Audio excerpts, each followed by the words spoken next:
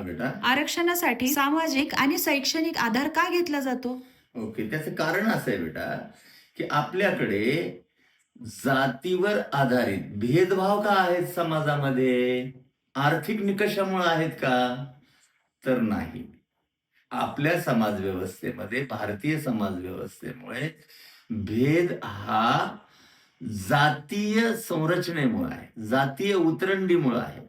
आणि म्हणून ही आरक्षणाची तरतूद. आणि त्यात तुला एक उदाहरण सांगतो, की खाजगी क्षेत्रामध्ये जर एखाद्या कंपन्या कुणाच्या आहेत, उद्योग कुणाचे आहेत, तर उच्चवर्णीय लोकांचे उद्योग आहेत.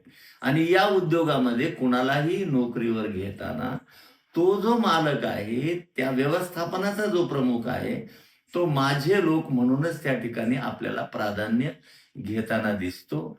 ही जी काही भेदभावाची वागणूक आहे, ही समाजातल्या जातीय वर्चस्वाने नाकारलेल्या ज्या काही मागास जाती आहेत, ज्यांना शिक्षणाचा अधिकार हजारो वर्ष नाकारला गेला, ज्यांचा सामाजिक स्तर नाकारला गेला, त्यांना कधीही माणूस म्हणून सन्मानाची वागणूक मिळाली नाही, अशा घटकांना आरक्षण मिळावं म्हणून संविधानामध्ये सामाजिक आणि शैक्षणिक मागास असलेल्या लोकांना आरक्षणाची तरतूद किंवा सुविधाही करण्यात आली.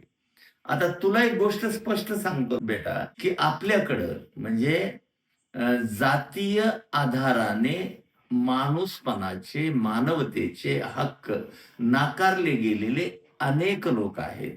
त्यांना जरी घटनेमध्ये समानतेचं कलम म्हणजे 14 असेल, 15 असेल, 16 असेल, कुठलाही भेद करणार नाही. परंतु राज्यकर्त्यांची ही संवैधानिक जबाबदारी आहे, की या देशातला प्रत्येक समाज घटक हा प्रगतीच्या दृष्टीने एका समान पातळीवर तो आला पाहिजे. म्हणून आपल्या घटनेमध्ये सामाजिक मागासलेपण आणि शैक्षणिक मागासलेपण ही तरतूद ठेवण्यात आलेली आहे.